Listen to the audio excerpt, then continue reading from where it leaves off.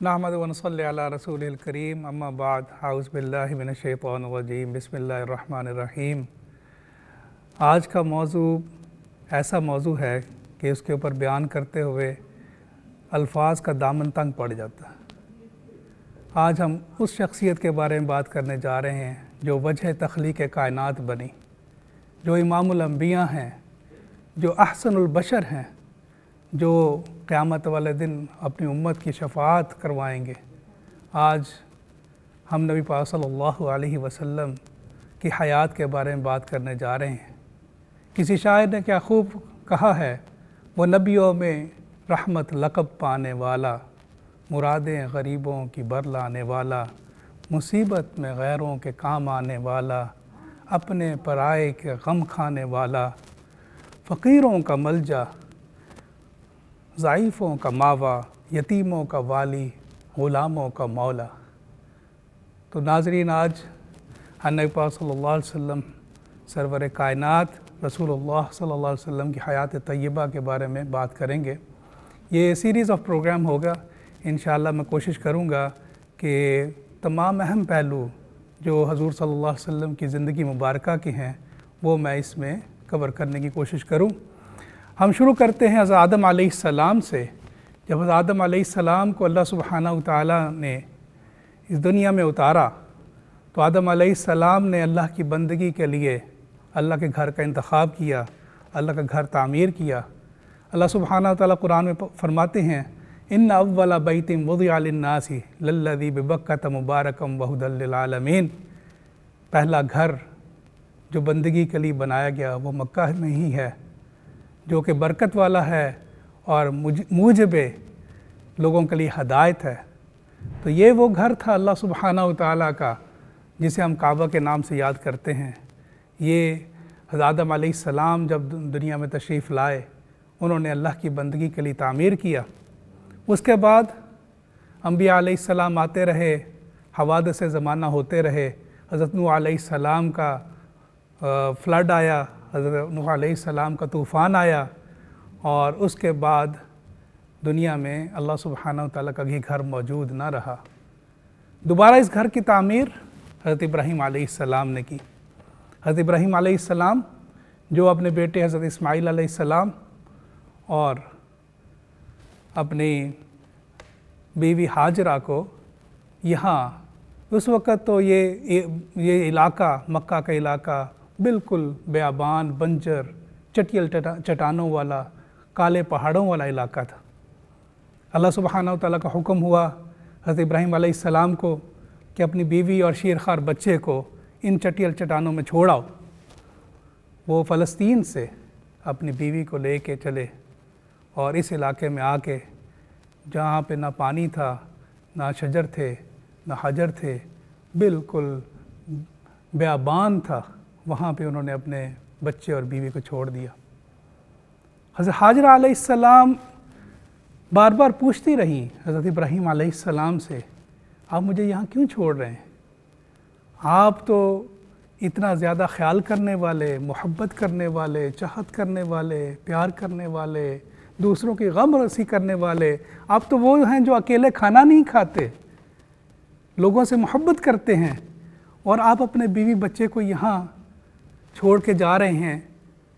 तो हाजरा अलैहिस्सलाम बार बार पूछती रही। वो अपनी सवारी पे बैठ के चल पड़े और हाजरा अलैहिस्सलाम साथ साथ उनके चल रही थी और बार बार पूछ रही थी। और जब हज़रत इब्राहीम अलैहिस्सलाम ने फरमाया ये मेरे अल्लाह का हुक्म है, तो हाजरा अलैहिस्सलाम फरमाने लगी, तो फिर मैं सब्र करूँगी अल्लाह के हुक्म पे, और मुझे यकीन है कि अल्लाह सुब्हानहू तआला मेरी मदद फरमाएंगे। हाजरा अलैहिस्सलाम अपने शीरखार बच्चे के साथ वहाँ रहीं। थोड़े वक्त में जो मौजूद था खाना पीना, जो खजूरें, वो ख़त्म हो गईं। बच्चा भूख से बिलबिलाने लगा। हाजरा अलैहिस्सलाम पानी के तलाश में दौड़ी, एक चट्टान से दूसरे पहाड़ पे जाती और फिर इस खौफ से वापस आती कि कोई जंगली जानवर ना उठा ले, कोई जंगली जानवर मेरे बच्चे को नुकसान ना पहुंचा दे। फिर वापस आके देखती, बच्चे को ठीक पाती, फिर दौड़ के जाती पानी की तलाश में। इस तरह हाजरा अलैहिस्सलाम सफ़ा व मरवा में दौड़ती रही। और जब 7वें चक्कर में वापस आईं तो देखा जहाँ उस शीर खार की एड़ियाँ रगड़ी जा रही थी वहाँ अल्लाह सुब्हानहू व तआला ने पानी का चश्मा वहाँ पे बना दिया था, और पानी इस तेज़ी से बाहर उबल रहा था कि हज़रत हाजरा अलैहिस्सलाम ने उसका बंद बनाया, पानी को रोकने की कोशिश की और ज़मज़म कहते हुए उसका बंद बनाया। और ये ज़मज़म जो अल्लाह सुब्हानहू व तआला का मोजज़ा है, जहाँ अब लाखों हाजी जाते हैं हर साल और मिलियन ऑफ गैलन्स पानी जो है ना सिर्फ पीते हैं बल्कि बोतलों में भर भर के लेके आते हैं। एक ऐसा मोजज़ा है अल्लाह सुब्हानहू व तआला का, कोई भी पानी का रिज़र्वायर इतना ज़्यादा उसमें पानी मौजूद नहीं हो सकता कि एक ही वक्त में लाखों करोड़ों अरबों लोग उस पानी से इस्तिफ़ादा हासिल कर रहे हों। तो ये वो मोजज़ा था जो अल्लाह सुब्हानहू व तआला ने दिखाया। उसके बाद वहाँ पे हज़रत हाजरा अलैहिस्सलाम ने क़याम किया। यमन का कुछ कबीले वहाँ से गुज़र रहे थे और उन्होंने जब परिंदों को देखा तो उनको अंदाज़ा हुआ कि यहाँ पानी मौजूद है, तो वो यहाँ पे आए और उन्होंने जब पानी का चश्मा देखा तो उन्होंने हज़रत हाजरा अलैहिस्सलाम से इजाज़त चाही कि यहाँ आप अपना क़याम कर लें, यहाँ हम अपनी बस्ती बना लें। तो हज़रत हाजरा अलैहिस्सलाम ने उनको इजाज़त दे दी और उन्होंने वहाँ पे अपनी बस्ती बना ली।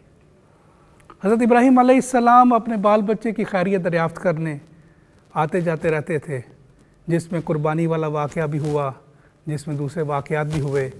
जो बहुत अहम वाक़या जो हुआ वो जब हज़रत इब्राहीम अलैहिस्सलाम तशरीफ़ लाए और अल्लाह सुब्हानहू व तआला के इज़्न से अल्लाह के घर की तामीर का आगाज़ हुआ। अल्लाह की घर की तामीर उन्हीं बुनियादों पे बनाई गई, उन्हीं बुनियादों पे बनाई गई जिन बुनियादों पे हुई थी। अल्लाह सुब्हानहू व तआला ने अपने ख़ास फज़ल व करम के साथ बादलों का एक टुकड़ा आसमान पर नमूदार कर दिया और जहाँ उस बादल का साया पड़ता था वहाँ उन्होंने बुनियादें, जैसे आजकल हम नक्शा तामीर करते हैं और उस नक्शे के मुताबिक बिल्डिंग बनाते हैं, तो अल्लाह सुब्हानहू व तआला ने एक गैबी नक्शा उनको अता किया और उस नक्शे के मुताबिक उन्होंने बुनियादें बनाई और उसकी तामीर शुरू की। वइज़ यरफ़अ इब्राहीमुल क़वाइद मिनल बैत व इस्माईल, और जब इब्राहीम और इस्माईल अपने रब के घर की दीवारें उठा रहे थे तो क्या फरमा रहे थे, रब्बना तक़ब्बल मिन्ना इन्नका अंतस समीउल अलीम। ओ हमारे रब, ए हमारे रब, हमारी ये खिदमत जो हम कर रहे हैं या अल्लाह ये कबूल कर लेना, ए हमारे रब हमारी खिदमत कबूल कर लेना। ये कहते हुए वो दीवारें उठा रहे थे। और जब एक ख़ास जगह पे पहुंच के, ज़ाहिर है उससे ऊपर आप अगर दीवार को उठाना चाहते हैं तो आपको सीढ़ी चाहिए, आपको कोई ऐसा चीज़ चाहिए जिससे कि आप ऊंचा हो सकें। तो हज़रत इब्राहीम अलैहिस्सलाम एक पत्थर पे खड़े हो गए और ये पत्थर, जैसे आजकल हमारी क्रेनें ऊपर नीचे होती हैं, अल्लाह के हुक्म से ये पत्थर ऊपर और नीचे जाने लगा और ये पत्थर उठता जाता। हज़रत इब्राहीम अलैहिस्सलाम दीवारें बनाते जाते और इस्माईल अलैहिस्सलाम उनकी मदद करते रहते और इस तरह अल्लाह सुब्हानहू व तआला के घर की तामीर हुई।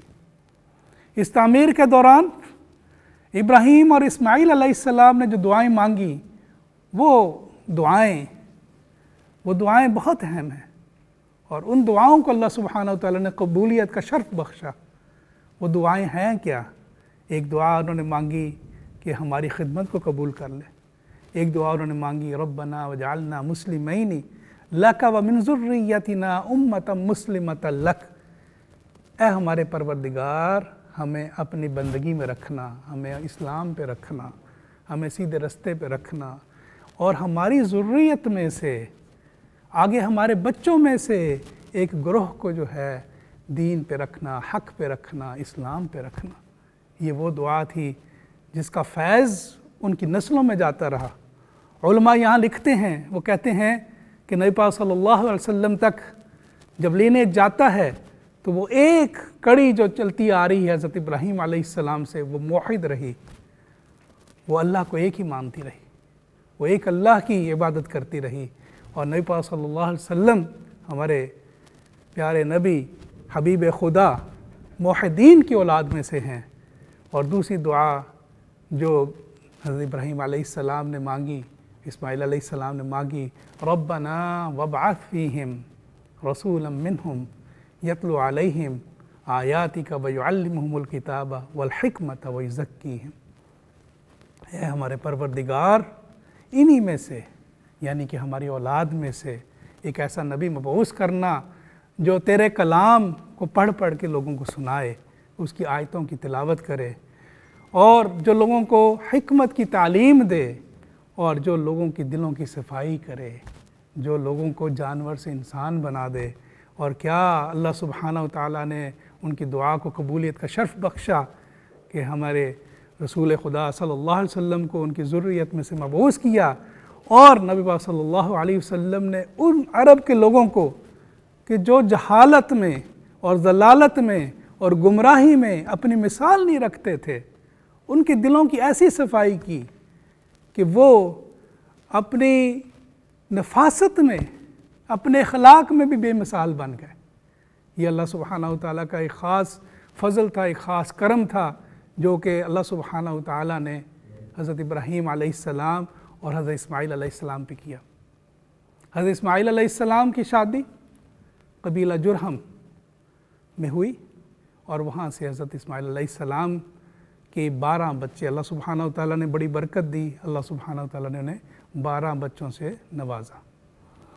میں اس سے پہلے کہ میں حضرت اسماعیل علیہ السلام کی اولاد کی طرف آؤں، میں عرب کا تھوڑا سا تعارف کرانا چاہوں گا یہاں پہ کہ عرب کے قبائل، عرب جو ہیں 2 بڑے قبائلوں کے نام سے، ایک باقیہ اور ایک البائدہ۔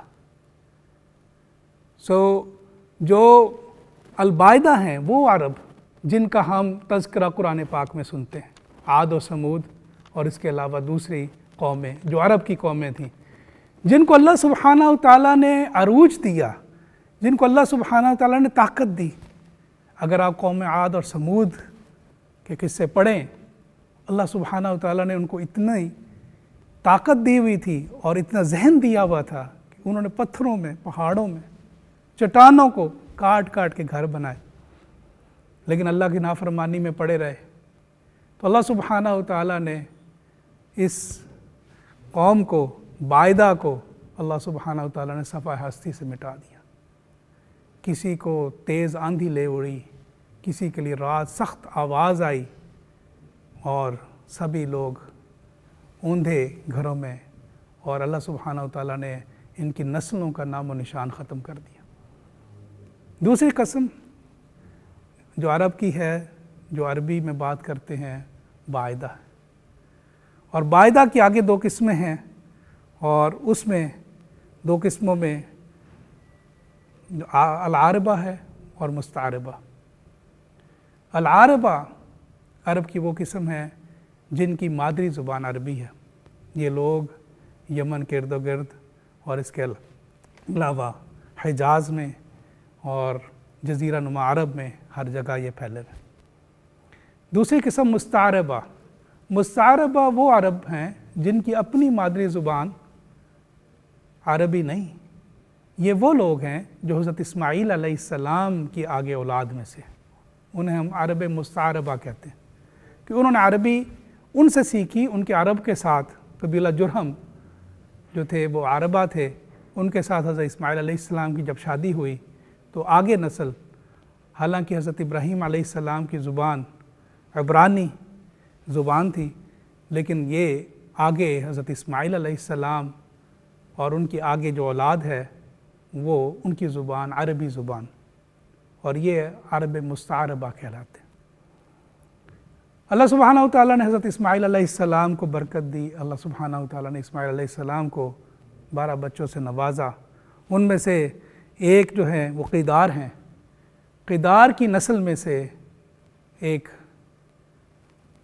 پیدا ہوئے مرد انسان، ان کا نام ہے عدنان، اور عدنان کے آگے پوتے ہیں نزار۔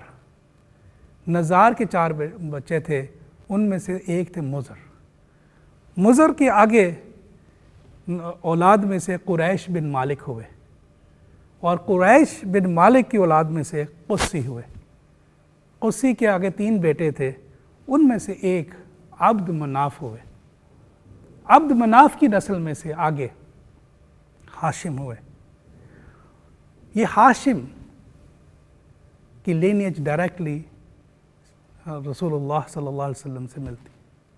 ہاشم نے بنو نجار کی خاتون جو کہ مدینہ کی سردار کی بیٹی تھی سلمہ، ان سے شادی کی۔ ہاشم کی شادی سلمہ سے ہوئی جو کہ بنو نجار کی قبیلہ کی سردار کی بیٹی تھی۔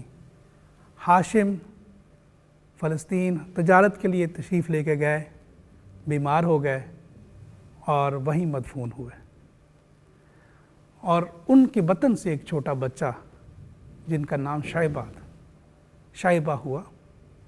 شیبہ کی پرورش مدینہ جسے کہ یثرب کہا جاتا تھا۔ یثرب وہ جگہ جہاں کے بیماریاں ہیں، جہاں تکلیفیں ہیں، اور جب نبی پاک صلی اللہ علیہ وسلم تشریف لائے تو یہ جگہ مدینہ النبی بن گئی، یہ جگہ روشن ہو گئی، یہ جگہ بیماریوں کی بجائے آرام کی جگہ بن گئی، بیماریوں کے علاج کی جگہ بن گئی۔ تو یثرب میں شیبہ کی پرورش ہونا شروع ہوئی، اور شیبہ جب جوان ہوئے تو ان کو لینے کے لیے ان کے چچا جو کہ مکہ کے سردار تھے مطلب، وہ آئے، وہ شیبہ کو لے کے مکہ چلے گئے کہ میں ان کو اپنی پرورش میں رکھتا ہوں اور ان کو وہاں مکہ میں رکھتا ہوں۔ تو جب وہ مکہ تشریف لائے تو لوگوں نے سمجھا کہ یہ مطلب کے غلام ہیں، تو اس نسبت سے لوگ انہیں عبد المطلب پکارنے لگے۔ یہ حضور صلی اللہ علیہ وسلم کے دادا عبد المطلب تھے۔ تو شیبہ جو کہ عبد المطلب کے نام سے مشہور ہوئے، یہ بعد میں مکہ کے سردار ہوئے، اور انہوں نے آگے اللہ سبحانہ وتعالیٰ نے ان کو برکت دی، ان کی اولاد ہوئی، اللہ سبحانہ وتعالیٰ نے ان سے بڑے کام لیے۔ ان میں سے ایک بڑا کام جو اللہ سبحانہ وتعالیٰ نے حضرت عبد المطلب سے لیا وہ تھی زمزم کے کنویں کی کھدائی۔ ہم اس طرف آتے ہیں، اللہ کے گھر کی طرف آتے ہیں، اللہ کا گھر تعمیر ہو گیا اور اللہ کے گھر کی عبادت شروع ہو گئی۔ اللہ کے حکم سے حضرت ابراہیم علیہ السلام نے پکار دیا حج کے لیے۔ اللہ نے فرمایا کہ پکار لگائیں، لوگوں کو بلائیں، حج کے لیے بلائیں، میرے گھر کے لیے بلائیں۔ حضرت ابراہیم علیہ السلام پریشان ہوئے کہ یا اللہ، یہاں بیابان میں کون میری آواز سننے والا؟ اللہ سبحانہ وتعالیٰ نے فرمایا کہ آپ کا کام آواز لگانا، آواز پہنچانا میرا کام۔ حضرت ابراہیم علیہ السلام نے آواز لگائی، اور اس آواز پہ آج بھی ہم لبیک کہتے ہوئے اللہ کے گھر کی طرف لپکتے ہیں، اور یہ لوگ جوک دک جوک مختلف عرب کے قبائل اللہ کے گھر کی طرف جانے لگے اور اللہ کے گھر کا حج کرنے لگے۔ اور اللہ کا گھر تمام اصنام سے پاک تھا، وہاں کوئی بت نہیں تھا، ایک اللہ کی بندگی تھی۔ دین ابراہیمی ہے ہی یہ کہ ایک اللہ کی طرف، اپنے اللہ کی طرف جھکو، ایک اللہ کو الہ مانو، ایک اللہ کو خالق مانو، ایک اللہ کو رازق مانو، ایک اللہ کو ہی اپنا شافی مانو، ایک اللہ کو ہی اپنا مالک مانو۔ یہ دین ابراہیمی کی تعلیم تھی جو کہ عربوں میں اس وقت راسخ تھی۔ لیکن ان میں سے ایک عرب جو کہ بعد میں کعبہ کا متولی بنا، عمرو بن لحی، یہ بیمار ہوا، یہ کعبہ کا متولی ہوا۔ اس سے پہلے قبیلہ جرہم والوں نے، جن کے پاس خانہ کعبہ کی خدمت تھی، وہ چھوڑ دی، اور انہوں نے زمزم کا کنواں بھی پاٹ دیا۔ زمزم کا کنواں خشک ہو گیا، اور اس کے اندر قبیلہ جرہم کے ایک سردار نے، جو خانہ کعبہ میں لوگ خدمت رکھا کرتے تھے، سونے چاندی کی شکل میں دیا کرتے تھے، اندر ڈالا کرتے تھے، اس نے وہ سارا کچھ خانہ کعبہ کے اندر رکھ کے اٹھا کے، اور زمزم کے کنویں میں تمام مال و دولت خانہ کعبہ سے لے کے، اللہ کے گھر سے لے کے، کنویں کے اندر ڈال کے، تمام مال و دولت اور اس کے علاوہ تلواریں، زرہیں، سب کچھ ڈال کے کنواں پاٹ دیا اور اس کو اوپر سے برابر کر دیا کہ اس کا نام و نشان مٹا دیا۔ تو زمزم موجود نہیں تھا۔ عمر بن لہی نے نیا کام کیا، اس نے یہ کیا کہ بیمار ہوا، شام اپنے علاج کے لیے گیا۔ وہاں اس نے دیکھا کہ لوگ مختلف بتوں کی پوجا کرتے ہیں اور ان سے مختلف حاجتیں مانگتے ہیں، کوئی بارش مانگتا ہے، کوئی کچھ مانگتا ہے۔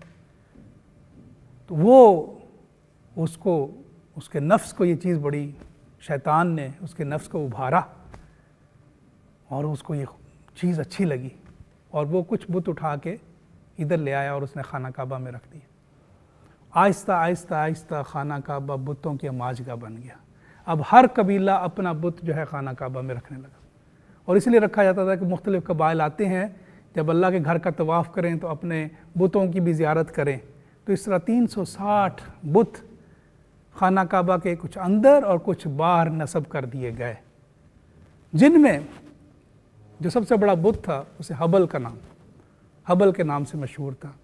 حبل کا دایاں ہاتھ نہیں تھا تو دایاں ہاتھ سونے کا بنایا گیا، سو حبل کا دایاں ہاتھ سونے کا تھا۔ اس کے علاوہ مختلف اور بھی بت تھے جو کہ لات، منات، عزا، جس میں منات سب سے پرانا بت تھا۔ منات مدینہ منورہ اور مکہ مکرمہ کے درمیان ایک جگہ تھی، ساحل کے پاس ایک علاقہ تھا قدید، وہاں پہ نصب تھا۔ جبکہ لات یہ طائف میں ایک مربع شکل کی چٹان تھی، اس کے اوپر ایک گھر بنا ہوا تھا، یہ لات یہ بت تھا۔ عزا ایک درختوں کے جھنڈ کا نام تھا اور یہ لوگ اس کی عبادت کرتے تھے۔ اللہ سبحانہ وتعالی فرماتے ہیں افرأیتم اللات والعزی ومناۃ الثالثۃ الاخری، کیا تم دیکھتے نہیں لات اور عزا کو؟ یہ کیا ہیں جن کی تم بندگی کرتے ہو؟ اور تیسرا جو کہ منات ہے، وہ کیا ہیں جن کی تم بندگی کرتے ہو؟ تو ناظرین، یہ وہ اس وقت ماحول تھا وہاں پہ، اور اتنی زیادہ پستی تھی کہ انہوں نے ایک نیا بت، اور وہ بھی ایک عجیب و غریب کہانی ہے کہ وہ کہانی یہ کہ دو لوگ جو تھے اصاف اور نائلہ، یہ یمن سے آئے حج کرنے کے لیے، خانہ کعبہ کے اندر انہیں موقع ملا تو انہوں نے بدفعلی کا ارتکاب کر لیا، تنہائی ملی تو بدفعلی کا ارتکاب کر لیا۔ اللہ سبحانہ وتعالیٰ کو غضب اللہ کا غضب آ گیا اور ان کو پتھر بنا دیا گیا، اور عرب کی پستی اتنی تھی کہ اصاف اور نائلہ جو کہ پتھر کے بن گئے ہوئے تھے، ان کے بھی بت باہر رکھ لیے اور ان کی بھی پوجا شروع کر دی۔ تو اس وقت جب نبی پاک صلی اللہ علیہ وسلم کا ظہور ہوا، جب دنیا میں تشریف لائے، اس وقت اللہ کا گھر بتوں سے ہٹا ہوا تھا۔